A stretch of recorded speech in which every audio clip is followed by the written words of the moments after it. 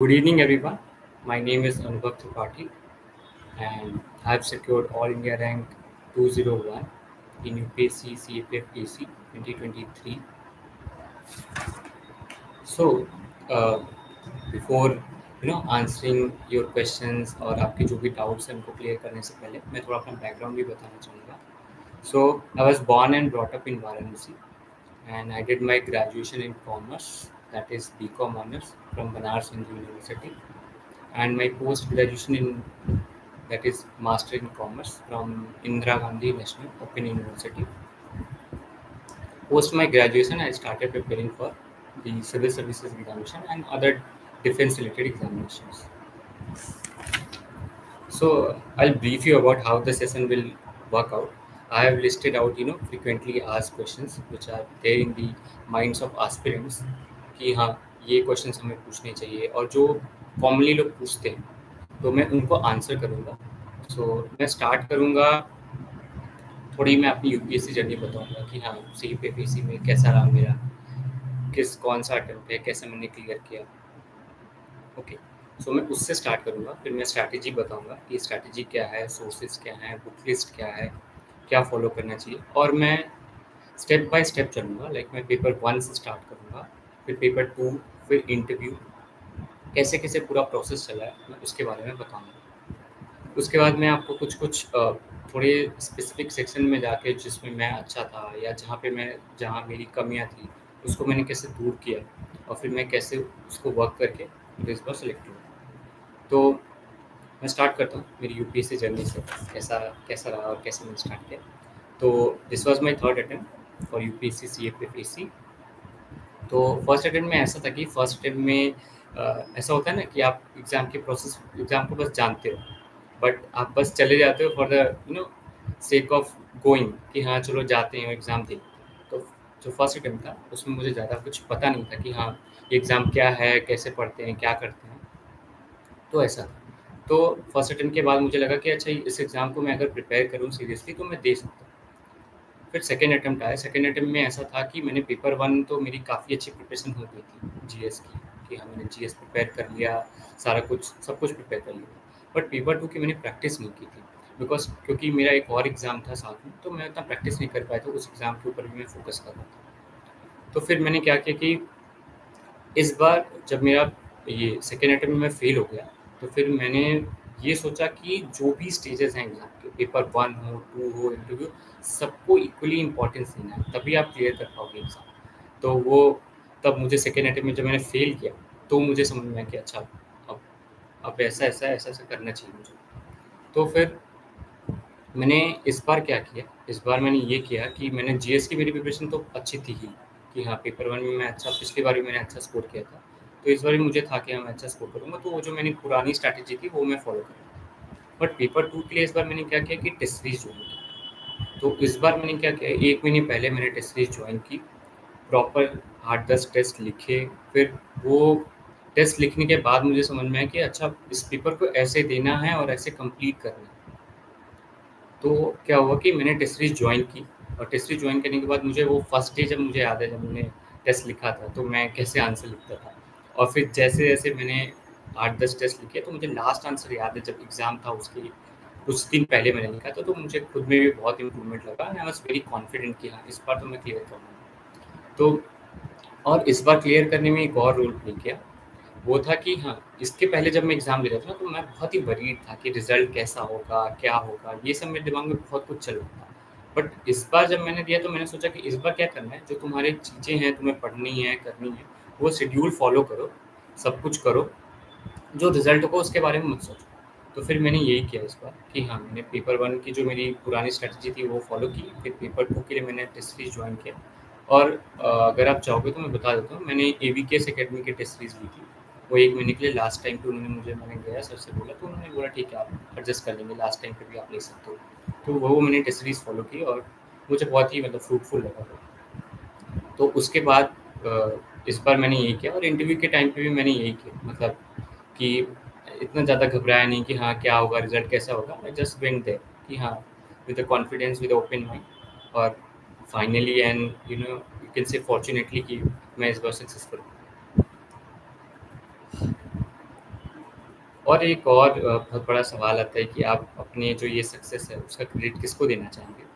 तो पहले तो सब लोग जैसे बोलते हैं कि पेरेंट्स का सबसे ज़्यादा रोल होता है और फ्रेंड्स का, क्योंकि वो हमेशा मेरे साथ रहे। मैं डाउनफॉल में भी मैंने देखा है या कुछ भी कोई भी टाइप की सपोर्ट हो, जैसे सबके पेरेंट्स करते हैं, मेरे पेरेंट्स ने भी किया। बट मुझे लगता है कि आई फ़ील डिफरेंट, क्योंकि मेरे मम्मी-पापा इमोशनली उतना ही अटैच होते हैं जाके जितना मतलब मैं बुरा फ़ील करता हूँ, उतना उससे ज़्यादा वो बुरा फ़ील करते हैं कि हाँ, नहीं हुआ तो फिर कैसा बच्चा सोच रहा होगा। तो वो हमेशा मेरे मतलब मुझे अच्छा फ़ील हो, ये हो, वो हो, सब कुछ उन्होंने पूरा ध्यान रखा। 2 मैं दूर था उनसे तो भी। और जीएस की प्रिपरेशन के लिए मुझे लगता है कि मैं क्रेडिट देना चाहूँगा, मेरे साथ प्रिपरेशन करते थे लाइब्रेरी में, दिल्ली में, ईशान भैया। तो वो एक्चुअली उन्होंने इंटरव्यू दिया था सीएससी का, तो वो मुझे उन्होंने जीएस कैसे पढ़ना चाहिए और कैसे उसका रिवीजन करना चाहिए, वो उन्होंने सिखाया मुझे।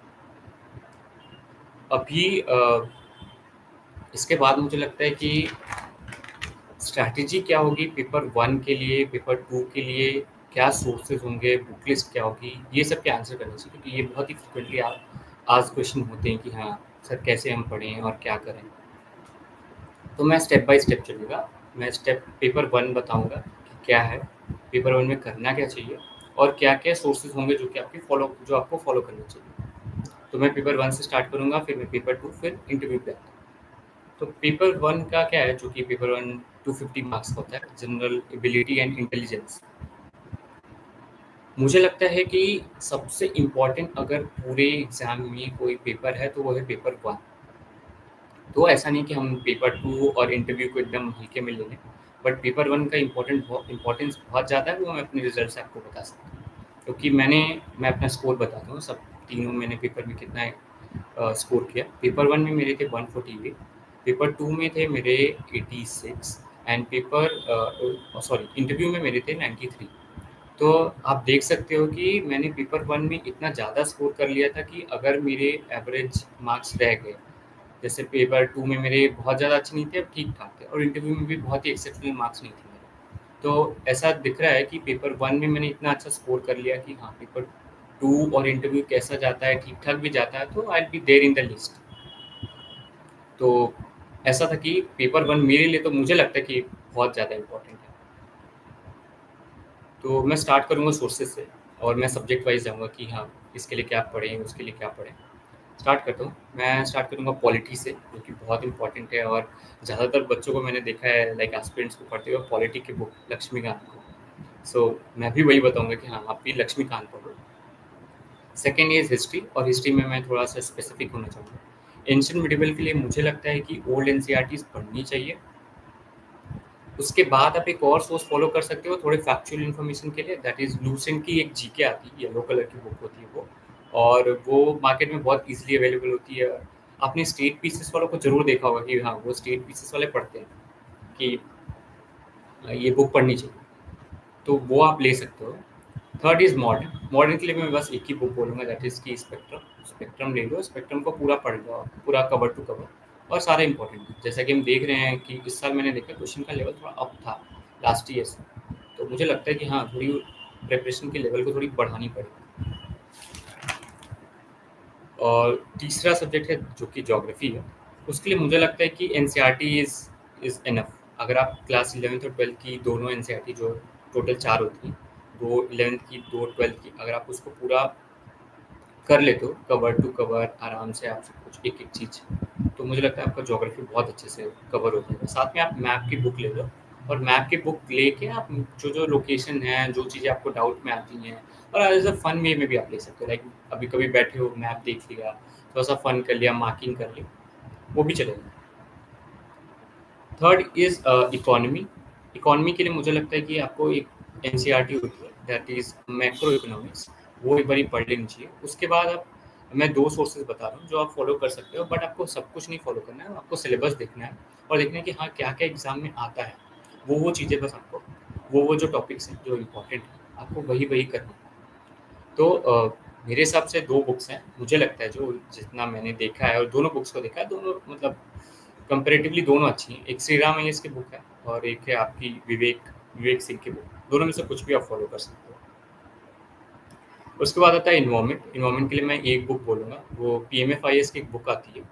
वो आप पूरी नहीं पढ़नी है, बट आपको सिलेबस वाइज़ मतलब लगभग पढ़ना है। मोस्ट ऑफ देम आपको पढ़ना पड़ेगा उसमें से। तो मुझे लगता है इन्वायरमेंट के लिए पीएमएफआईएस अच्छी रहेगी। लास्ट जो कि बहुत ज़्यादा इम्पोर्टेंट है, जैसे कि मैं हूँ नॉन साइंस बैकग्राउंड से, जिसका साइंस नहीं है, जैसे कि जनरल जो कि है जनरल साइंस। जनरल साइंस के क्वेश्चन लगभग 25 से 30 आते हैं, और मैंने ये अपने फर्स्ट अटेम्प्ट में देखा कि मेरा जनरल साइंस काफ़ी वीक है, क्योंकि मेरा बैकग्राउंड कॉमर्स है। तो मुझे लगा जनरल साइंस के लिए मुझे कुछ तो करना चाहिए ताकि मैं स्कोर कर सकूँ। तो पेपर 2 में जो मेरे जीएस में स्कोर आए थे, तो मैंने क्या किया कि मैंने एक भैया से पूछा था, स्टेट पीसीस के थे वो। तो उन्होंने मुझे बताया कि लूसेंट की बुक आती है, वो लूसेंट वो वाली नहीं है जो जीके वाली, उसके अंदर भी साइंस होता है, बट वो वाली नहीं, ठीक। स्पेसिफिक आती है लूसेंट जनरल साइंस। आप उसको ले लो, पीवाईक्यू से थीम निकालो और इम्पोर्टेंट टॉपिक्स क्या हैं वो देखो। वो मैं आपको प्रोवाइड कर दूँगा, अगर आप चाहोगे तो मैं अपने सोशल मीडिया चैनल पे प्रोवाइड कर दूँगा। उससे आप निकालो और वो टॉपिक्स लूसेंट जनरल साइंस से आप पढ़ लो। मुझे मतलब मैंने जब पढ़ा और उसके बाद जब क्वेश्चन सॉल्व किए, तो मुझे लगा कि हाँ, बुक तो अच्छी है, इसको फॉलो किया जा सकता है। और एनसीईआरटी की मुझे नहीं लगता कि उतना पढ़ने की ज़रूरत है। अगर आप जनरल साइंस की बुक जो लूसेंट की है उसको भी कर लेते हो, तो मुझे लगता है दैट विल सफाइस। फिर आता है आपका करंट अफेयर्स। करंट अफेयर्स बहुत इंपॉर्टेंट है, और जो नेचर है करंट अफेयर्स का, वो मोस्टली फैक्चुअल होता है। जैसा कि हम सीएससी में देखते हैं, यूपीएससी सीएससी में, वहाँ पे उतना फैक्चुअल करंट अफेयर्स नहीं आता है जितना यहाँ पे आता है। तो उसके लिए मुझे लगता है कि पहले तो आपको, या तो आप एक चीज़ कर सकते हो, या तो आप 6 मंथली कंपाइलेशन आती है जैसे किसी भी कोचिंग की या अच्छे इंस्टीट्यूट की, 6 महीने की कंपाइलेशन आ रही करंट अफेयर्स की। अगर आपके पास टाइम कम है तो आप वो कर सकते हो। अगर आपके पास टाइम है, जैसे आपने 1 साल पहले प्रिपरेशन स्टार्ट की है, तो मुझे लगता है आप मंथली मैगज़ीन पढ़ सकते हो। और जैसा मैंने मतलब सर्च किया और एनालिसिस किया है, मुझे लगता है सीएपीएफ ईसी मेंटोर्स एक चैनल है, टेलीग्राम पे चैनल है, और एक प्लेटफ़ॉर्म वेबसाइट भी है। वो उनके वेबसाइट पे मैंने देखा और मैंने उनका मैगज़ीन देखा, मुझे काफ़ी अच्छा लगा वो। तो उसको मंथली मैगज़ीन को उसको फ़ॉलो कर सकते हैं, और वो आपको पेपर 1 में ही नहीं, पेपर 2 में भी बहुत हेल्प करेगा। Last is maths and reasoning. मेरा बैकग्राउंड मैथ्स नहीं था, रीज़निंग नहीं था, बट मुझे ये याद है कि हाँ, क्वेश्चंस उतने डिफ़िकल्ट नहीं थे। ठीक-ठाक थे, मतलब 1-2 ही डिफ़िकल्ट थे, तो डिफ़िकल्ट क्वेश्चन को छोड़ा जा सकता है। मैथ्स और रीज़निंग के लिए आप पीवाईक्यू देख लो, और कोई भी यूट्यूब चैनल से एक लिस्टिंग आप सर्च कर लोगे कि हाँ, ये टॉपिक है, इस टॉपिक की लिस्टिंग आ जाए, वो वीडियोज़ देख लो, वीडियोज़ से हो जाता है। इतना ज़्यादा कुछ बहुत ही उसके लिए बुक और सब कुछ करने की ज़रूरत नहीं, बस थोड़ी प्रैक्टिस करनी है, और इतना ज़्यादा नहीं।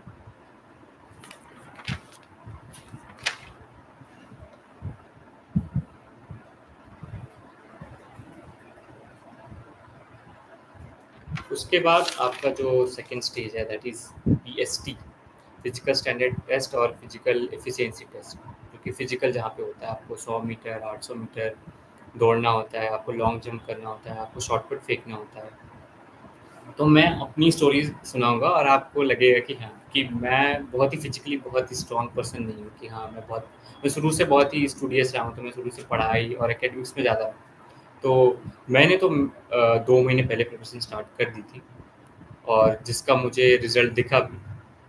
मैं आपको बताता हूँ कैसे मैंने स्टार्ट किया। तो मैंने क्या किया कि मेरे पापा के दोस्त हैं, वो अभी एनआईए में कोच हैं, और वो रग्बी एसोसिएशन के यूपी के हेड भी हैं, चेयरमैन हैं। तो उनकी मैंने हेल्प ली, उन्होंने मुझे बहुत हेल्प किया। तो मैं ग्राउंड पे जाता था, उन्होंने मुझे बहुत ही बेसिक से स्टार्ट कराया, बहुत ही बेसिक। हाँ, पहले वो जो कच्चा ग्राउंड होता है, ग्रीन वाला ग्राउंड, घास पे, उस पे दौड़ो। फिर उसके बाद आप स्टार्ट करो, धीरे-धीरे जब आपकी एफिशिएंसी उतनी डेवलप हो जाए, तो आप फिर पक्के वाले ग्राउंड पे दौड़ो। तो बहुत ही मतलब मैंने बहुत ही बेसिक से स्टार्ट किया, और कैसे 2 महीने में अपनी स्ट्रेंथ और जो भी एंड्योरेंस है उन सबको बढ़ाया धीरे-धीरे, कि हाँ, ऐसे, और बहुत ही धीरे-धीरे चला मैं। तो मुझे खुद भी बहुत ही अच्छा रिज़ल्ट दिखा कि हाँ, जो सर ने ब कोच ने बताया मुझे, राकेश अंकल, मैं उनको अंकल वैसे बुलाता हूँ। तो उन्होंने मुझे बताया कि हाँ, ऐसे-ऐसे करोगे तो धीरे-धीरे आपको खुद भी दिखेगा। तो ऐसा रहा।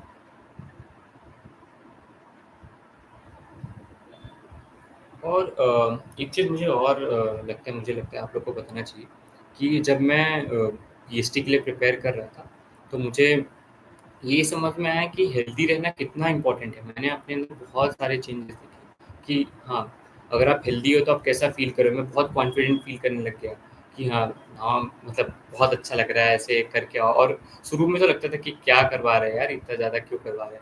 फिर बाद में उसका रिज़ल्ट समझ में आया। तो ऐसा बोलते हैं ना, healthy mind resides with in a healthy body. तो वो मुझे सच में अपने अंदर दिखा। तो मुझे लगता है कि अगर आप जब आप स्टार्ट कर देना इसके बाद, तो आप कंटिन्यू करना ज़रूर। वो जो चीज़ें आपने फिज़िकल के लिए किया ना, वो आप कंटिन्यू करना। और मैं ये बताना चाहूँगा कि वो उसका रिज़ल्ट ये रहा इस 2 महीने की प्रैक्टिस का कि मैं 100 मीटर, 800 मीटर दोनों में फर्स्ट आया। और लॉन्ग जंप में और शॉट पुट में दोनों में मैंने फर्स्ट अटेम्प्ट में उसको फेंक दिया। और लॉन्ग जंप फर्स्ट अटेम्प्ट में मैंने क्लियर कर दिया। तो उसका ये रिज़ल्ट रहा। तो मैं बोलूँगा कि एटलीस्ट अगर जो ज़्यादा दौड़ते नहीं हैं, ज़्यादा फिज़िकल एक्टिविटी नहीं करते हैं, उनको 2 महीने पहले स्टार्ट करनी चाहिए। और जो अगर थोड़ी ये फिज़िकल एक्टिविटी में रहते हैं, तो मुझे लगता है वो 1 महीने पहले करेंगे तो भी चलेगा। ओके, जो तीसरा बहुत इम्पोर्टेंट और लास्ट स्टेज है, दैट इज़ इंटरव्यू, उसके ऊपर आते हैं।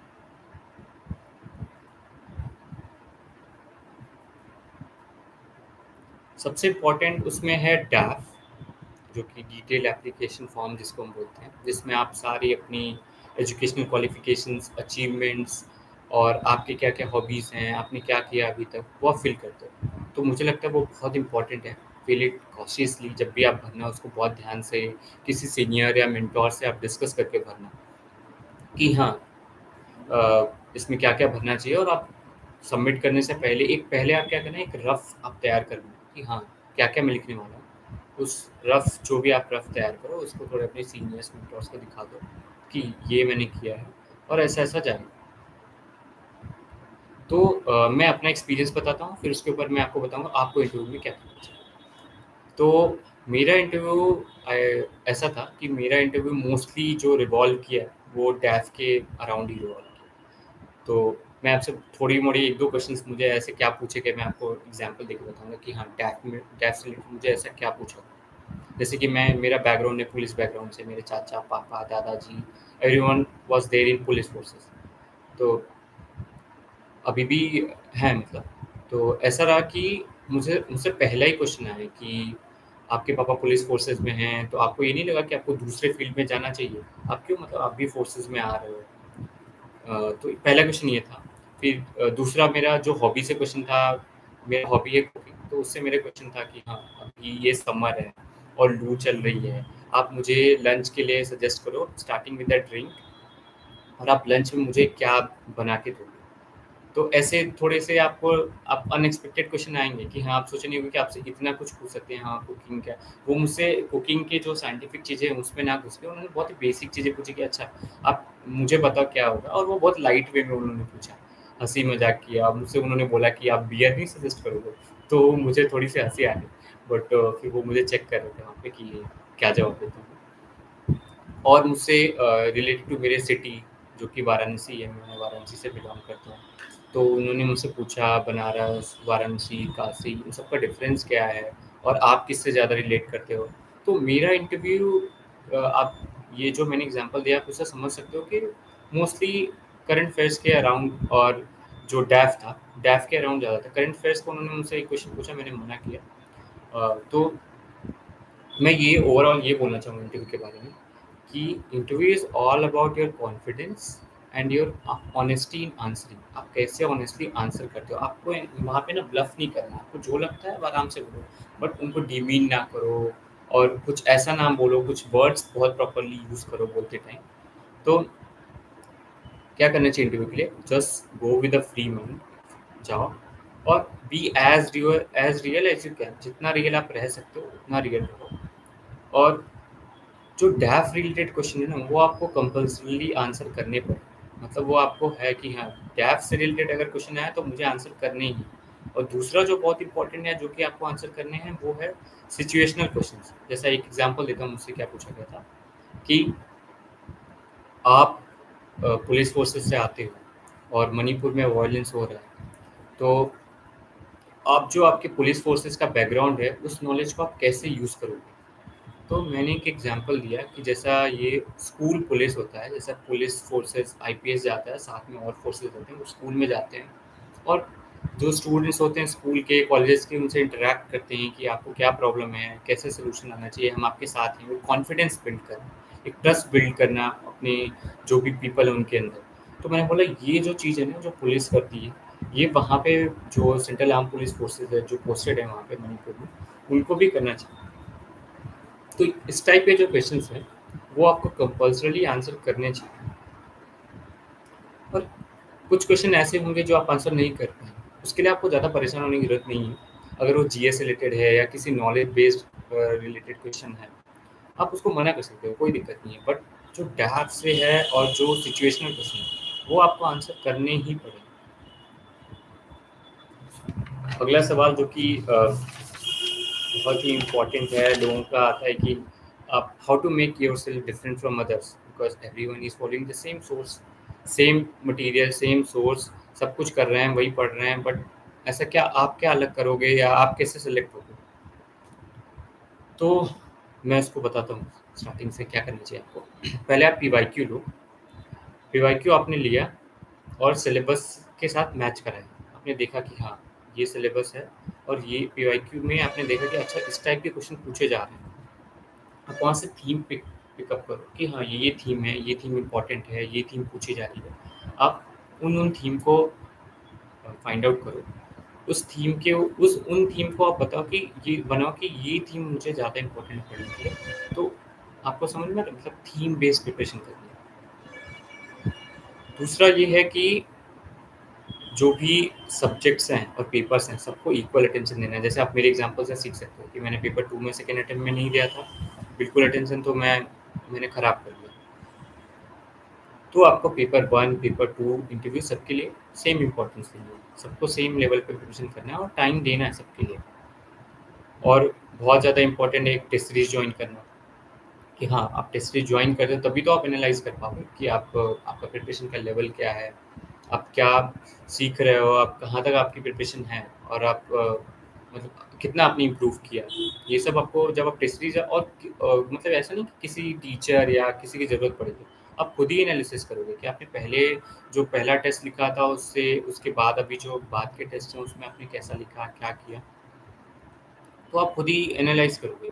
और सबसे ज़्यादा इम्पोर्टेंट है sticking to the time table. जो आपने टाइम टेबल बनाया है ना उस पे स्टिक करना बहुत ज़्यादा इम्पोर्टेंट है। अगर आप ऐसा है कि हाँ 4 दिन पढ़ते हो फिर 2 दिन नहीं पढ़ते हो, आपको फोमो हो जाता है कि अरे वहाँ पार्टी है, घर का वो फंक्शन है, मुझे घर जाना है, दोस्त का ये है, वो वहाँ एंजॉय कर रहा है, तो ये सब नहीं होना चाहिए।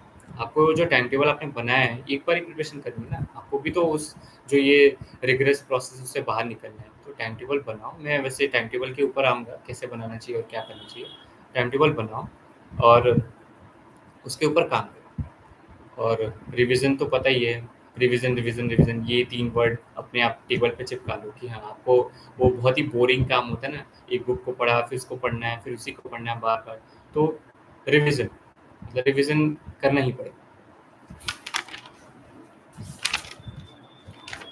मैं जो उसके बाद का क्वेश्चन है उसके ऊपर आता हूँ, जो कि है नोट्स प्रिपरेशन। बहुत सारे बच्चे पूछते हैं, एस्पिरेंट्स पूछते हैं कि हाँ नोट्स की प्रिपरेशन कैसे करें, नोट्स बनाना ज़रूरी है कि नहीं। तो I personally feel that text books are better.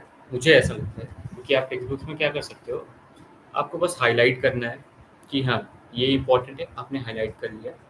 और आप जब तीसरी बार उस बुक को पढ़ते हो तो आपको आप फ़िल्टर आउट कर चुके होते हैं कि अब मुझे इस बुक में से यही पढ़ना है, बस इतना-इतना चीज़ ही पढ़ना है।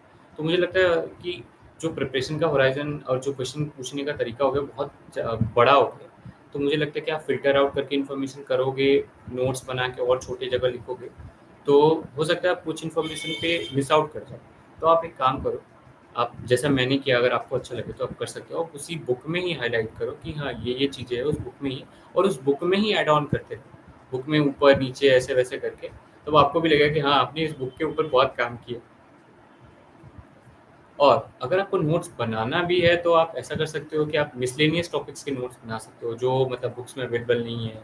और फैक्चुअल इन्फॉर्मेशन के लिए जैसे आप जो चीज़ आपको एकदम प्रॉपर्ली ऐसे नो मगअप करना है, याद करना है उसको, तो आप उसके लिए बना सकते हो। उसके लिए मैं बोल सकता हूँ कि हाँ, उसके लिए आप नोट्स बना सकते हो। आपको नोट्स बनाने भी चाहिए अगर ऐसी चीज़ें हैं जो ईज़िली अवेलेबल नहीं हैं। उसके बाद आपका जो बहुत ही कॉमन क्वेश्चन है वो है रोल ऑफ एनसीईआरटी। एनसीईआरटी पढ़ना चाहिए कि नहीं, और कितना लेवल तक पढ़ना चाहिए, कैसे पढ़ना चाहिए। तो मैं भी यही बोलूँगा जैसा सब बोलते हैं, एनसीईआरटी ज़्यादा बेस, आपका बेस ही नहीं अच्छा होगा तो आप स्टैंडर्ड बुक्स क्या ही समझ पाओगे। तो मुझे लगता है कि आपको एनसीईआरटी से स्टार्ट करना चाहिए।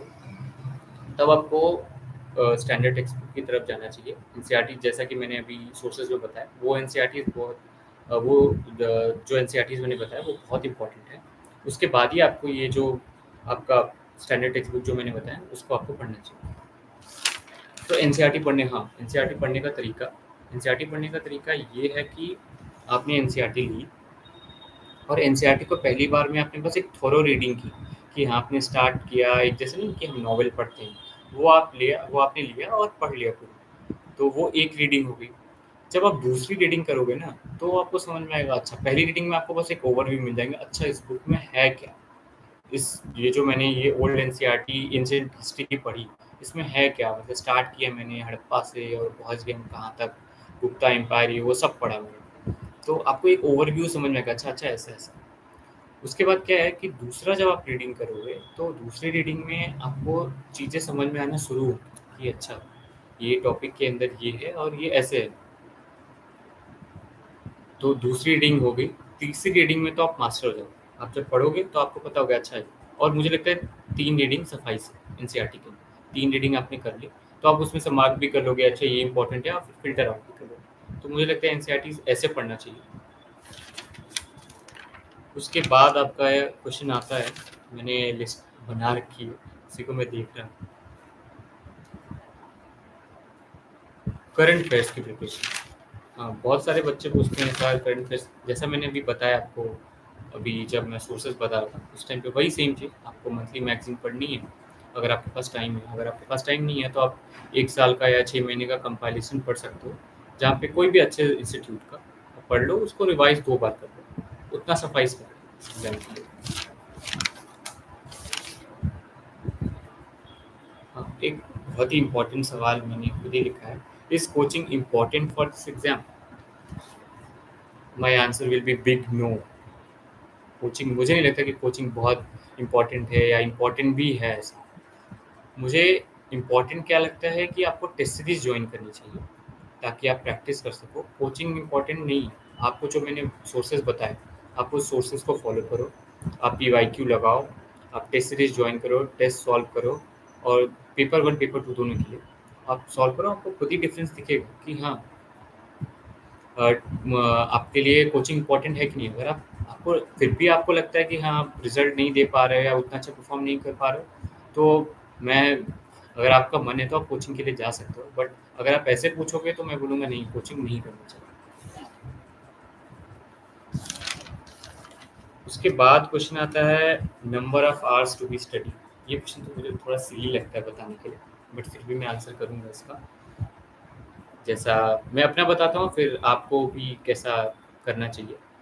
मैंने मोस्टली 10 आवर्स की मैं पढ़ाई करता था, 10 घंटे की। मैं लाइब्रेरी सुबह से जाता था और मोस्टली लाइब्रेरी में ही रहता था, और 10 से 12 घंटे की मेरी पढ़ाई होती थी। कभी 10 घंटे की होती थी, कभी अच्छा एफिशिएंसी होता था तो 12 घंटे की। बट ये था कि मैं कंसिस्टेंट होता था कि हाँ, मैंने आज पढ़ना है कुछ भी हो। क्या मतलब, महीने में एक बार कभी ऐसे रेस्ट ले लिया, वो अलग बात है, बट 30 में से 29 डेज़ आई वाज़ देयर।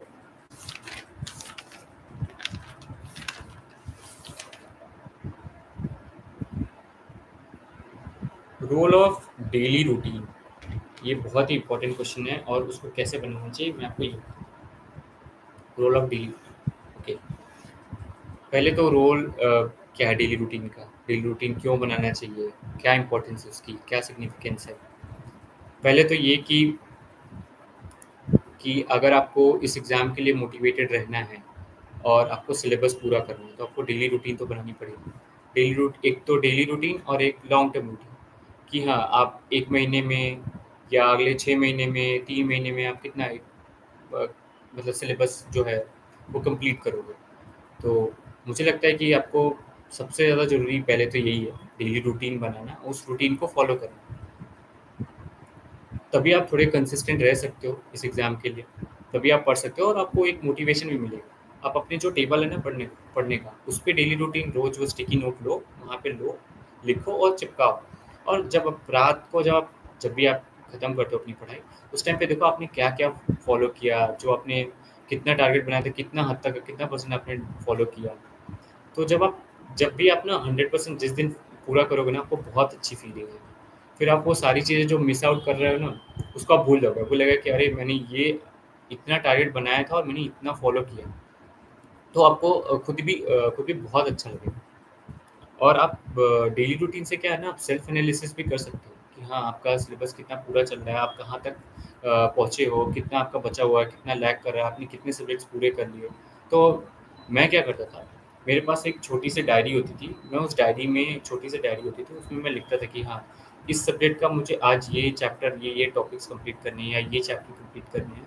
वो मैं सुबह जब आता था, मैं 8 साढ़े 7 8 तक लाइब्रेरी पहुँचता था। उस टाइम पे लिखता था और रात को जब मैं 11 बजे लाइब्रेरी से वापस आता था, तो मैं खुद को एनालिसिस करता था मैं कि हाँ, मैंने कितना कंप्लीट किया।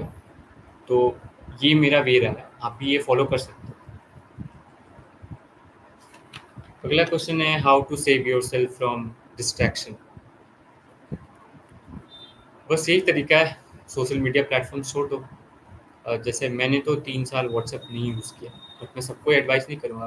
अगर आप उसके साथ भी प्रिपेयर कर सकते हो, कोई बात नहीं, बट अगर अगर आप छोड़ सकते हो, बहुत कुछ इम्पोर्टेंट नहीं है व्हाट्सएप पे, ऐसा कुछ नहीं है जिसके बिना आप मतलब उसके बिना आप नहीं रह सकते, तो मुझे लगता है कि सोशल मीडिया प्लेटफ़ॉर्म्स जैसे वो तो इंस्टेंट मैसेजिंग ऐप है। मैं सोशल मीडिया प्लेटफ़ॉर्म जैसे कि इंस्टा है, फेसबुक है, ये मैं तो मना ही करूँगा कि नहीं यूज़ करना चाहिए। कि आपको भी आप दूसरों की लाइफ़ देखते हो, फिर आपको लगता है कि अरे यार, वो इतना एन्जॉय कर रहे हैं, हम कहाँ पे सड़े हुए हैं, रोज़ एक ही रूटीन फ़ॉलो करते हैं।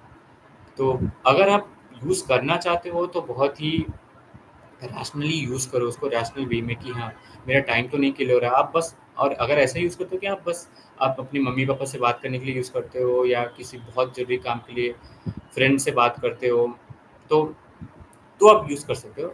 अदरवाइज़ तो मुझे लगता है कि नहीं यूज़ करना चाहिए ज़्यादा।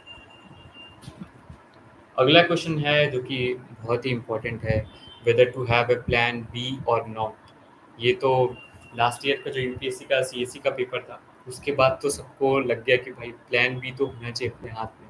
कि यूपीएससी ने ना सबको बहुत डरा दिया है लास्ट ईयर के सीएससी की, मैं बात कर रहा हूँ, सिविल सर्विस एग्जामिनेशन के पेपर की। उसके बाद तो सबको डर लग गया, भाई ये कैसा पेपर आ गया, वो सी सेट का पेपर और जेस का भी पेपर का लेवल बहुत ही अप था।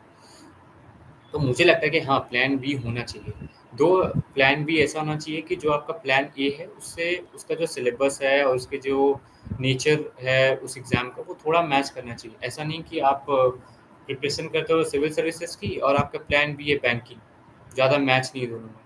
तो ऐसा प्लान बी नहीं होना चाहिए। आपका प्लान बी ऐसा होना चाहिए कि जो थोड़ा मैच करे। जैसे मैं एक्चुअली मैं सिविल सर्विसेज़ के लिए प्रिपेयर करता हूँ, तो मेरा प्लान बी यू कैन से कि सीपीएफ था। Plan A was always the civil services examination UPSC, but plan B मेरा ये था और उसी के नॉलेज के बेसिस पे मैं यहाँ पहुँचा कि हाँ, मैंने जो सिविल सर्विसेज सीएससी की जो मेरी नॉलेज थी, जो भी मैंने सीखा था वहाँ से, वो सब इस एग्ज़ाम में यूज़ किया मैंने, तो मैं यहाँ पहुँचा। मुझे लगता है कि हाँ, आपके पास प्लान बी होना चाहिए। उसके बाद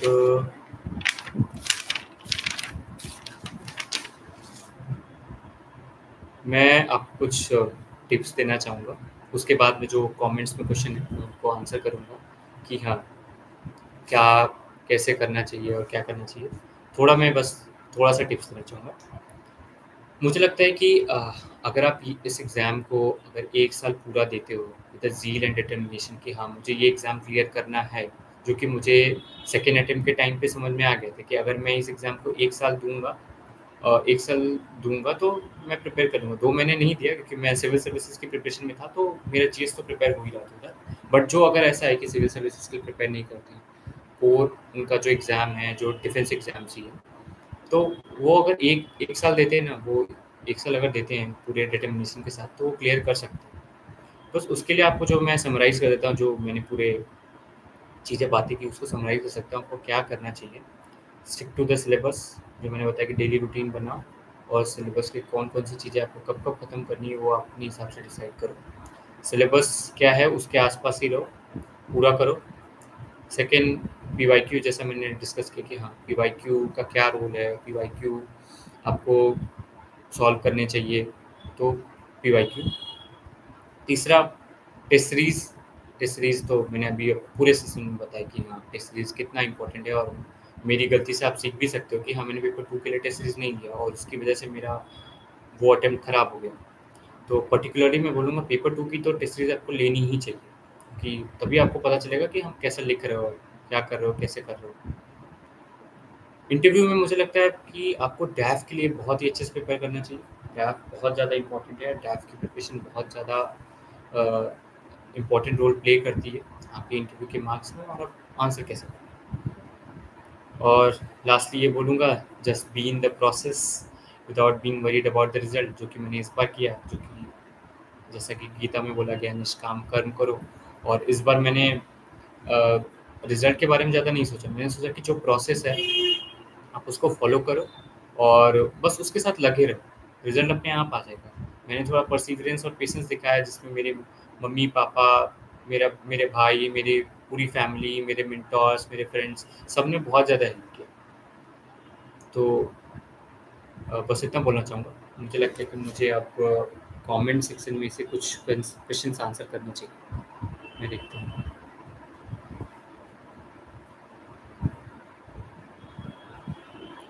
ओके, सो पहला क्वेश्चन है रविंद्र धोमरे जी का, कि आपको मोटिवेशन कहाँ से मिला था सर? एक्चुअली इसका आंसर मैं देता हूँ। मेरा जैसा कि मैंने बताया, मेरा फोर्स वाला बैकग्राउंड है, पुलिस फोर्सेज वाला। तो वो शुरू से मेरे अंदर वो मोटिवेशन था ना, यूनिफॉर्म फोर्सेस में जाना। यूनिफॉर्म बचपन में हम होते हैं ना, यूनिफॉर्म पहनते हैं, पापा की बंदूक देख के, वो डंडे देख के कि हम ऐसे पावरफुल फील करेंगे, हम पोजीशन पे होंगे।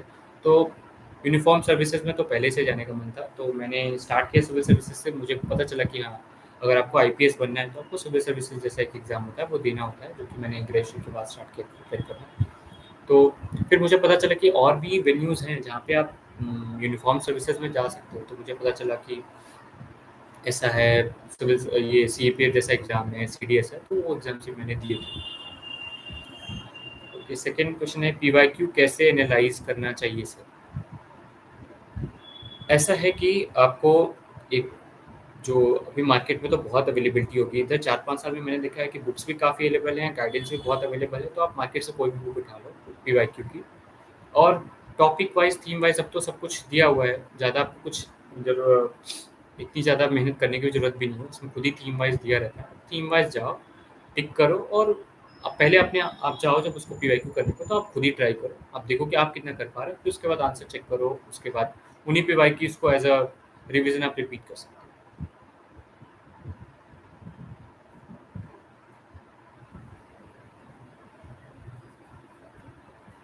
ओके, शिवम शर्मा का क्वेश्चन है, सर मेरा अभी ग्रेजुएशन सेकेंड ईयर स्टार्ट हुआ है और मैं यूपीएससी का प्रिपरेशन करना चाहता हूँ। इसके लिए राइट अप्रोच क्या होनी चाहिए? ओके, आप सेकेंड ईयर में हो शिवम, तो मुझे लगता है कि आपको एनसीईआरटी से स्टार्ट करना चाहिए। और जब आप एनसीईआरटी पढ़ लो, आपको 6 महीने तो लगेंगे एनसीईआरटी पढ़ने में। एनसीईआरटी की जो बुक लिस्ट है, अगर चाहो तो आप, मैं आपको सोशल मीडिया प्लेटफॉर्म पे बता दूंगा। मैं अपना सोशल मीडिया प्लेटफॉर्म नीचे अभी बोल देता हूँ कि देने को मैं प्रोवाइड कर दूँगा। तो आपको एनसीईआरटी पढ़ना चाहिए, एनसीईआरटी से आपको स्टार्ट करना चाहिए। जबकि एनसीईआरटी कंप्लीट हो जाए तो आपको स्टैंडर्ड टेक्स्ट बुक की तरफ जाना चाहिए। और साथ में आपको, तो मैंने पहले ही बताया था, आपको पीवाईक्यू रखना ही है। पीवाईक्यू आप देखोगे तभी आपको समझ में आएगा कि अच्छा, इस चैप्टर से किस टाइप के क्वेश्चन पूछे जा रहे हैं। तो आप ऐसे स्टार्ट कर सकते हो। आप पहले अपने एनसीईआरटी पढ़ा, आप अभी सेकंड ईयर में हो, पूरे सेकंड ईयर में आप एनसीईआरटी आराम से पढ़ो। वो जो आप, मैंने बताया ना 3 बार कैसे रिवीजन करना, वो 3 बार तक रिवीजन आप कैसे करोगे, वो 3 बार रिवीजन आप पूरे सेकंड ईयर में कर लो। थर्ड ईयर में आप कोई भी एक टेस्ट सीरीज ज्वाइन कर लो, कोई भी अच्छे इंस्टीट्यूट की। अगर आप यूपीएससी सीएपीएफ के लिए करना चाहते हो तो आप सीपीएफ पीसी मेंटोस कर सकते हो, एवीकेएस एकेडमी की कर सकते हो। तो आप ऐसी कोई, अगर आपको सिविल सर्विसेज के लिए जानना है तो आपके पास फोरम आईएएस है, विजन आईएएस है, और भी बाजीराम, बहुत सारे कोचिंग है। आप किसी भी ज्वाइन कर सकते हो। आप वो ज्वाइन करो, उसके बाद आप टेस्ट सीरीज को लगाओ, और जो टेक्स्ट बुक आपने पढ़ा है खुद ही समझ में आने लग जाएगा कि अच्छा जो आप टेस्ट दोगे तो आपको समझ आएगा अच्छा मैं यहाँ पे लैग कर रहा हूँ, ये इन्फॉर्मेशन मुझे ऐड करनी चाहिए। और जो भी आप टेस्ट सीरीज ज्वाइन करोगे तो वहाँ पे जो आपका इवैल्यूएटर होगा वो आपको खुद ही कुछ रिमार्क देगा, तो आप धीरे-धीरे प्रोसेस में जब आप बने रहोगे तो आप सीख जाओगे और अच्छा करोगे।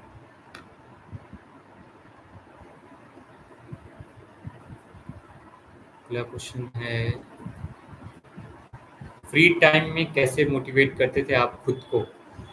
अच्छा, फ्री टाइम में हमारा एक एक्चुअली ना ग्रुप होता था लाइब्रेरी का, लाइब्रेरी में 4-5 लोगों का, तो हम शाम को चाय पे या डिनर के बाद, दोपहर को खाने के बाद वो 15 मिनट ना हम वो पढ़ाई से अलग इधर-उधर की जो बातें होती है ना, गॉसिप ये वो ऐसा बाहर की चीज़ों के ऊपर कमेंट करना, ये वो करना ऐसे, अपने एक-दूसरे को परेशान करना, ये सब चीज़ों से हम थोड़ा-सा वो एक लाइट सा माहौल हो जाता था, उसके बाद फिर हम अच्छे से पढ़ने हमारा माइंड भी फ्रेश हो जाता था, फिर हम पढ़ने चले जाते थे। How to overcome Tanish Tanish Pandey ने पूछा है, भैया how to overcome from stress before exams? Okay Tanish, stress मुझे लगता है कि स्ट्रेस उसी को होता है जो एग्जाम के लिए काफ़ी अच्छे से प्रिपेयर किया होता है। तो मुझे लगता है कि आप जब भी जो भी एग्जाम प्रिपेयर आपको अगर स्ट्रेस हुआ है पहले, तो आपने एग्जाम के लिए बहुत अच्छी प्रिपरेशन की होगी, तभी आपको स्ट्रेस हुआ होगा। तो जैसा कि मैंने आपको बताया कि आप बस ये सोचो कि आपका रिजल्ट क्या होगा, आप उसके ऊपर मत जाओ। आप बस ये सोचो कि हाँ, मुझे अपना बेस्ट देना है, और आप ये मत सोचो कि रिजल्ट कैसा होगा, क्या होगा, आपको नहीं। बस आप जाओ एग्ज़ाम हॉल में ओपन माइंड के साथ जाओ। आप जाओ फ्रीली एकदम जाओ, अपना बेस्ट दो और सच में सब कुछ अच्छा होगा। बस आप अगर आप वरीड नहीं रहे तो सच में सब कुछ अच्छा होगा। एक second. Okay. Oh! Someone is aspirant, उसने पूछा है, सर मैं घर से सारी प्रिपरेशन कर रहा हूँ, सब कुछ ठीक है सर, बस आंसर राइटिंग के लिए कोई ऑनलाइन सोर्स बता दीजिए और कॉपी चेक करके मिस्टेक बताएँ। जैसा कि मैंने बताया आपको, सीपीएफएसी मेंटोर्स या आईबीकेएस एकेडमी के टेस्ट सीरीज जॉइन कर लो आप, वो आपको बताएँगे सब कुछ। आप जो आंसर लिखोगे उसके बाद आपको धीरे-धीरे खुद ही समझ में आने लग जाएगा कि हाँ, मैंने कहाँ गलतियाँ की और मुझे क्या-क्या करना चाहिए। कर सकते हो।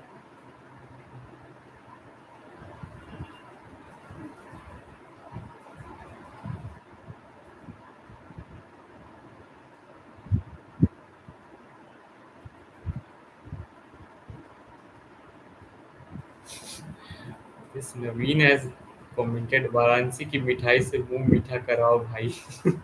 ज़रूर भाई, ज़रूर। ज़रूर कराएँगे। तेमन कुमार का क्वेश्चन है, मैं यूपीएससी की तैयारी करूँ या स्टेट पीसीएस की? इसमें कन्फ्यूज़न रहता है, लेकिन अभी स्टेट पीसीएस की तैयारी कर रहा हूँ, मैं छत्तीसगढ़ से। हेलो तेमन, स्टेट पीसीएस की या यूपीएससी की? मुझे लगता है कि यूपीएससी एक अम्ब्रेला एग्ज़ाम है। अगर आप यूपीएससी की प्रिपरेशन करते हो, तो आप बहुत हद तक आप स्टेट पीसीएस के जो सिलेबस है, उसके जो जीएस के सब्जेक्ट्स हैं, वो आपके प्रिपेयर हो जाएँगे।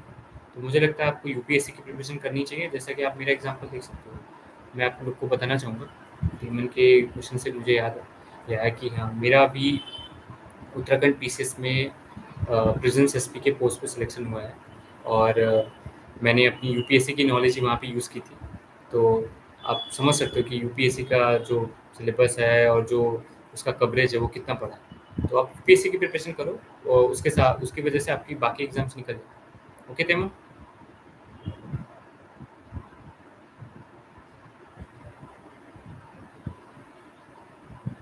सतीश है दास, सर इंटरव्यू में जीएफ का पूछा था क्या?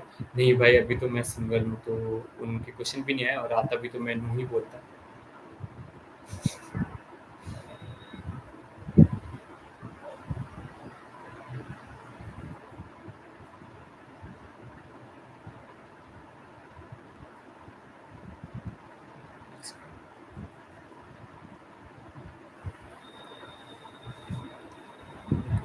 कमेंट्स देख रहा हूँ आपके।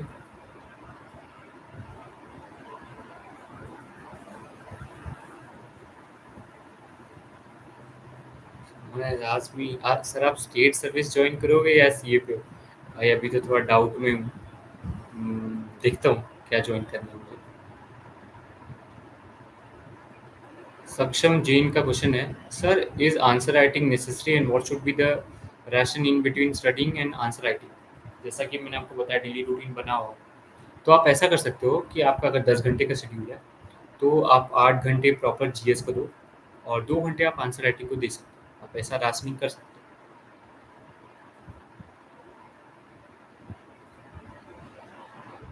Thank you Pragya for your comment, you prove that comes with success comes with consistency. Thank you. Shiv Chaube is here. He has asked a question that I'm judiciary aspirants. Your guidance is not only for administrative exam, it is universal formal board exam. Thanks for your guidance. Thank you, Shiv Chaube, sir.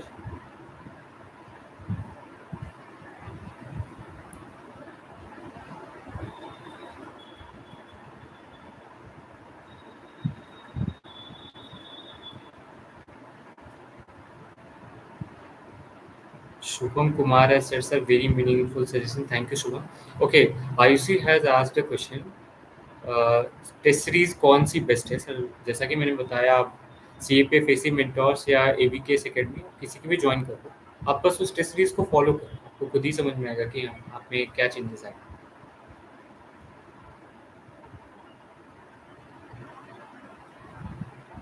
Ravindra धूमरे जी, आपने कौन सी mistake करी थी sir? मैंने तो बता दिया मैंने क्या क्या मिस्टेक की थी। टिमन कुमार का क्वेश्चन है, ऑनलाइन कोचिंग कर रहा सीजीपीएससी ठीक रहेगा? हाँ ठीक रहेगा, आप घर से प्रिपेयर करो। वैसे भी घर से दूर हो तो बहुत सारी प्रॉब्लम्स होती है। अगर आप घर पे कंफर्टेबल हो, घर के इन्वायरमेंट में कंफर्टेबल हो, तो बहुत अच्छी बात है। मुझे लगता है कि हाँ, आपको घर से ऑनलाइन कोचिंग करो अच्छा है।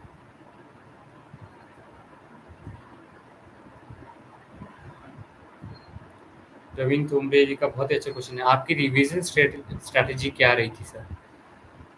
रिवीजन स्ट्रैटेजी ये थी कि पहले तो अपने आप को बोलना था, मैंने अपने आप को बोला कि ये जो बहुत ही बोरिंग काम है वो मुझे करना ही पड़ेगा। पहले तो ये बोला मैंने खुद को। तो खुद को समझाया कि हाँ, ये बहुत ही बोरिंग काम है, ये करना। तो मैं एक्चुअली क्या करता था, मैं जब मुझे ऐसा लगता था कि बहुत बोर हो रहा हूँ उस चीज़ को, ये चौथी बार पढ़ रहा हूँ, तो मैं थोड़े ऐसे कुछ भी ऐसा सॉन्ग लगा लिया मैंने, जो कि बहुत डिस्टर्बिंग ना हो, वो सॉन्ग लगा लिया और उसके बाद थोड़ा-थोड़ा मैं एन्जॉय करते हुए मैं ऐसे-ऐसे रिवाइज़ कर लेता था। और जो आप स्ट्रैटेजी की बात कर रहे हो, उसके लिए तो मैं ये बोलूँगा कि रिवीजन करने का यही तरीका होता है कि आप फ्रीक्वेंट रिवीजन करो। मतलब आपने अगर कोई चीज़ पढ़ा है तो उसको 1 हफ्ते बाद पढ़ो, फिर उसको 1 महीने बाद पढ़ो, फिर उसको 3 महीने बाद पढ़ो। ऐसे कर सकते हो, मतलब एक ऐसा शेड्यूल बना लो। ये रिवीजन स्ट्रैटेजी होनी चाहिए।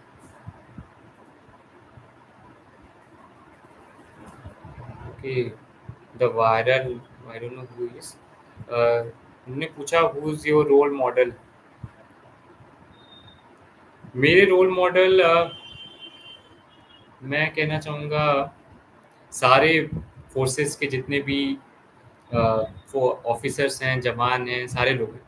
सबने मुझे बहुत मोटिवेट किया अलग-अलग प्लेसेस पे, क्योंकि मेरा बैकग्राउंड रहा है तो मैंने बहुत लोग को क्लोज़ली ऑब्ज़र्व किए हैं। तो वो सारे लोग मेरे लिए रोल मॉडल हैं। आलोक मिश्रा ने पूछा है, भैया करंट अफेयर्स याद कैसे रखें? कोई भी चीज़ याद रखने के लिए आप पढ़ोगे तब तो आप उसको जाओगे एक-एक चीज़ पढ़ने, आप एक-एक चीज़ याद करना चाहोगे तो फिर वो याद नहीं होगी। आपको बस करना क्या है, आप अगर कोई मैगज़ीन उठाया आपने, उस मैगज़ीन को पहली बार आपने पढ़ा, आपने हाइलाइट किया कि अच्छा ये इम्पोर्टेंट है, ये इम्पोर्टेंट है, ये कर लिया। आप उसी चीज़ को 3 बार पढ़ लो ना, आपको याद करने की ज़रूरत नहीं पड़ेगी। वो आपके सबकॉन्शियस माइंड में वैसे ही चला जाएगा, जैसे आपने पढ़ा बस। आपको ऐसे डेलिबरेटली याद करने की ज़रूरत नहीं पड़ेगी। ओके आलोक? सर सेकंड एग्ज़ाम का बताएँ सोर्सेज़ या कोई free YouTube channel for Hindi medium? Okay, there is a channel, I'm forgetting the name of that channel. अड्डा समथिंग करके कुछ है, स्टडी फंडा करके, आई थिंक हाँ, स्टडी फंडा करके भी एक चैनल है यूट्यूब पे। उनकी फ्री सोर्सेज होती हैं पेपर 2 के लिए, वो टॉपिक्स कराते हैं, तो आप उसको फॉलो कर सकते हो। वो चैनल को भी मैंने लास्ट में थोड़ा सा देखा था।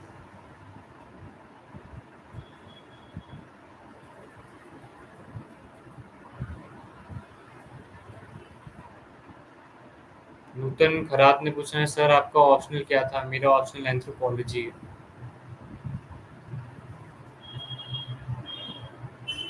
आशीष यादव का कमेंट है सर जी जल्दी आईपीएस बनिए। ज़रूर, मैं आपकी ये इच्छा पूरी करूँगा और मैं अपना जो आगे का मेरा प्रोसेस है उसको कंटिन्यू रखूँगा। अगला क्वेश्चन है सर यूपीएससी के साथ ऑप्शन ले लिए पीएससी करनी चाहिए कि नहीं? ये नूतन खरात का क्वेश्चन है। आप यूपीएससी के लिए प्रिपेयर करो, जैसा कि मैंने बताया आपका स्टेट पीसीएस वैसे भी प्रिपेयर हो जाएगा, बट जो जो कि स्टेट स्पेसिफिक क्वेश्चन आएंगे उसके लिए आपको थोड़ा सा अलग से पढ़ना पड़ेगा। बाकी तो ठीक है, हो जाएगा ऐसे ही आपका। अगला क्वेश्चन है GK GS is tough for judicial exam Bihar Uttarakhand PCS and practising advocate daily routine में लॉ। तो ठीक है, बट जीके जीएस मैनेज नहीं हो पा रहा sir, please guide. GK GS जैसा कि मैंने अभी पूरे जो वीडियो में बताया कि आप कैसे पढ़ सकते हो, वही सोर्स आप भी फॉलो कर सकते हो शिव चौबी जी, जो कि आपकी जो जीके जीएस आपके एग्जाम में आते हैं वो आप भी वो सारे सोर्सेज फॉलो कर सकते हो और उसी तरीके से। नीरज पांडे का क्वेश्चन है, अच्छा क्वेश्चन है, स्कूल टाइम्स के जो भी स्टडी था उसका कोई रोल दिखा एग्जाम्स में? हाँ बिल्कुल दिखा। जैसा कि मैंने जो इंग्लिश के लिए पढ़ा था वो इंग्लिश में मेरे ग्रामर में काम आया, जो मेरे स्कूल के एक्सपीरियंसेस थे वो मेरे मेरे इंटरव्यू में काम आया। कुछ कुछ चीज़ें थी जो बेसिक होते हैं वो आपको कोई पढ़ाता नहीं, वो तो मिसलेनियस होते हैं, वो स्कूल में जो मैंने पढ़ा था हाँ बिल्कुल काम है।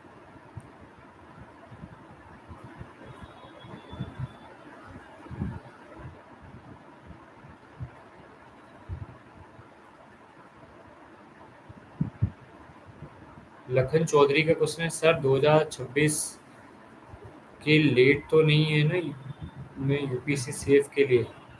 लखन आपकी एज क्या है उस पर डिपेंड करेगा। अगर आप अभी 20-25 के बीच हो तो आपको देना चाहिए। अगर आप उससे ज़्यादा हो या आपकी 24 एज है तो अभी तो लेट मत करो, जितना जल्दी आप दे सकते हो देना चाहिए आपको। और क्वेश्चंस पढ़ता हूँ। रीडर हैज आस्क्ड कि sir how to write more content in less word, should I start answer writing essay और बुलेट पॉइंट्स? जो आपका एग्जाम है पेपर 2 उसमें आपको एसे लिखने होते हैं, आपको आर्गुमेंट राइटिंग लिखनी होती है, आपको रिपोर्ट लिखना होता है। तो जो आपका एसे होता है उसमें आप बुलेट पॉइंट्स पे नहीं लिख सकते, इतना तो आपको पता ही होगा। तो आपको स्टार्ट करना चाहिए पैराग्राफ राइटिंग, छोटे पैराग्राफ 4-5 लाइन के पैराग्राफ लिखे, 4-5 लाइन के और लिखे, ऐसे आप अपना एसे पूरा कर सकते हो। और आर्ग्यूमेंट राइटिंग के लिए आप बुलेट पॉइंट्स लिख सकते हो कि फॉर और अगेंस्ट, तो ऐसा आप कर सकते हो।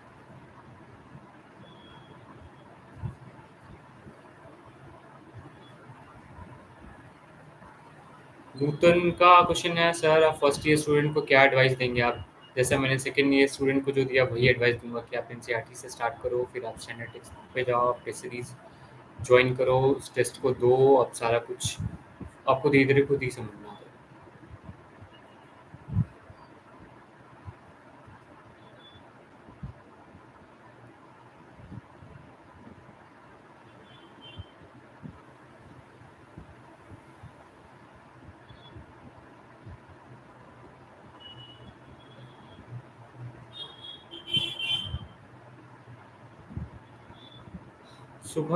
शुभम सिंह का क्वेश्चन है what were the biggest challenges you face during your preparation and how did you overcome them? पहला चैलेंज तो था कि घर से दूर रहो, तो कैसे अच्छा फील करवाओ खुद को। तो इसके लिए तो मैंने दोस्त बना लिए थे लाइब्रेरी में 4-5, तो उनके साथ में रहता था, तो वो चैलेंज तो मैंने ओवरकम कर लिया कि हाँ दोस्त बनाए, उनसे अपनी जो भी प्रॉब्लम होती थी वो शेयर करता था। और घर पे भी शेयरिंग बहुत इंपॉर्टेंट था, अगर आपको कुछ भी बुरा लग रहा है तो आप अपने पेरेंट्स के साथ भी शेयर कर सकते हो, जितना हद तक मुझे लगता है अपने पेरेंट्स के साथ, कोई अच्छे दोस्त के साथ शेयर कर सकते हो। दूसरा प्रॉब्लम है कि रोज़ पढ़ाई करना, रोज़ शेड्यूल फ़ॉलो करना, ये बहुत चैलेंजिंग होता है सबके लिए। तो उसके लिए आपका मोटिवेशन जो होता है ना, जिस मोटिवेशन की वजह से आपने ये प्रिपरेशन स्टार्ट की थी, वो मोटिवेशन इतना हाई होना चाहिए कि हाँ, आप रोज़ उस काम को कर सको। तो मेरा जो था वो मोटिवेशन जो भी था, मेरा मोटिवेशन फोर्सेस में जाने का था, लोगों के लिए मैं पब्लिक लाइफ में काम कर सकूँ, ये मेरा शुरू से रहा है। जबकि मेरे जो भी दोस्त हैं ज़्यादातर कॉर्पोरेट लाइफ में, बट मेरा ये शुरू से रहा कि हाँ, मैं पब्लिक लाइफ में जाऊँगा और ये ऐसा-ऐसा करूँगा। तो अ, उस चीज़ को मैंने ओवरकम करने के लिए मेरा जो मोटिवेशन था, उसको मैं अपने टेबल पे लिख के चिपका के रखता था और रोज़ उसको सुबह देखता था। और मैं अपने पेरेंट्स को स्पेसिफ़िकली अपने मदर को, अपनी माँ को बहुत याद करता था। मीन्स क्योंकि मुझे लगता था कि मैं अपना जो भी चीज़ है, जो कि पब्लिक लाइफ़ में चेंज करना है, मैं घर से स्टार्ट करूँगा राइट फ्रॉम कि जो भी वुमेन की इश्यूज़ हैं, जो कि मेरा प्रायोरिटी है, मैं स्टार्ट करूँगा अपनी मदर से और फिर तब मैं सोसाइटी पे जाऊँगा। तो मेरे दिमाग में वो सब रहता था कि मैं ये सब कैसे कर सकता हूँ, कि जो पैट्रियार्कल सोसाइटी है, उसकी चीज़ों को कैसे मैं चेंज कर सकता हूँ, थोड़ा मैं क्या रोल प्ले कर सकता हूँ, और ये तो उसके लिए ये मेरा मोटिवेशन था और मैं ये वहाँ पे चिपका के रखता था और रोज़ उसको देखता था। तो मैं तभी मैं इतने टाइम तक पढ़ पाता था और रोज़-रोज़ पढ़ पाता था।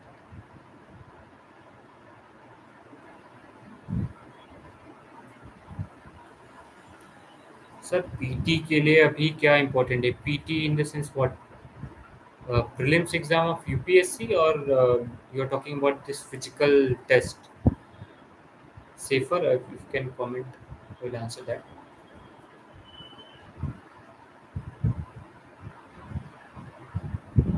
अच्छा, लखन चौधरी का आ गया। सर अभी एज 19 ईयर्स है, मैनेज हो पाएगा UPSC, CSC and CAPF both?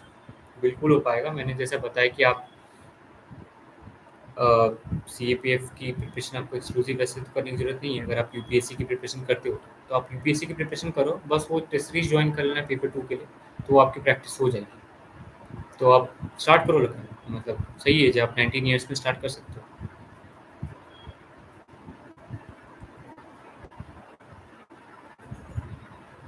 नूतन का क्वेश्चन है, sir Marathi graduation background can crack UPSC in English medium? बिल्कुल कर सकते हो। Language is only a medium. आप कैसे कन्वे करना चाहते हो अपनी आप बातों को, जरूरी नहीं कि आप इंग्लिश में ही कन्वे करो। तो आप अपनी बातों को कैसे कह सकते हो, आप हिंदी में अगर लिखते हो तो आप हिंदी में उस बात को कैसे कन्वे कर सकते हो, किस बेस्ट वे में आप कन्वे कर सकते हो, वो इम्पोर्टेंट है। ये नहीं कि आप इंग्लिश में ही लिखते हो तो ही आपका सिलेक्शन हो पाएगा, ऐसा कुछ नहीं। आप कर सकते हो, बिल्कुल कर सकते हो। सेफर का आया है सर, प्रीलिम्स। ओके, उनका क्वेश्चन था सेफर का, सर पीटी के लिए अभी क्या इम्पोर्टेंट है? पीटी के लिए अभी ये इम्पोर्टेंट है कि आप जो बुक्स पढ़ रहे हो उसको बुक्स को पढ़ते रहो। जीएस के जो सब्जेक्ट्स हैं आपके प्रीलिम्स के लिए, आप उन बुक्स को पढ़ते रहो और उन बुक्स का एक पीरियोडिक रिवीजन शेड्यूल बना लो कि आप उसको कैसे रिवाइज करोगे, जो भी जीएस के सब्जेक्ट मैंने बताया। और करंट अफेयर्स अगर आप मंथली पढ़ सकते हो तो बहुत अच्छा है, नहीं तो आप फिर कंपाइलेशन लास्ट में पढ़ सकते हो। बस और कुछ पीटी के लिए अभी नया करने की ज़रूरत नहीं है। हाँ, एक चीज़ है जो कि मैंने बार-बार रिपीट किया पूरे सेशन में, कि आपको टेस्ट सीरीज़ ज़रूर जॉइन करनी है। पीटी के लिए अगर आप हो, तो आप एक कोई टेस्ट सीरीज़ जॉइन कर लो। तो टेस्ट सीरीज़ से आपको खुद ही कुछ वैल्यू एडिशन हो जाएगा।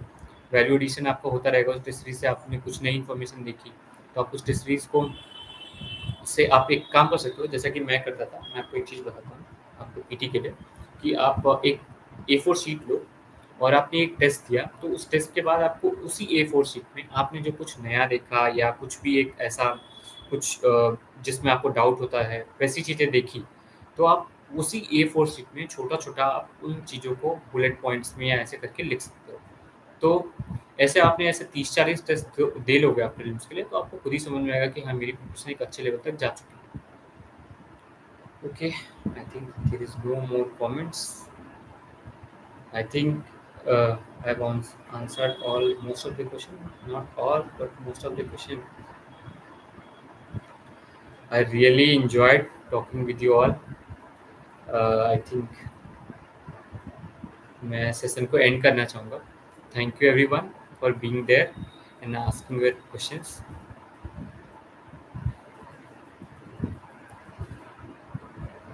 Okay, thank you everyone. Good night, bye bye.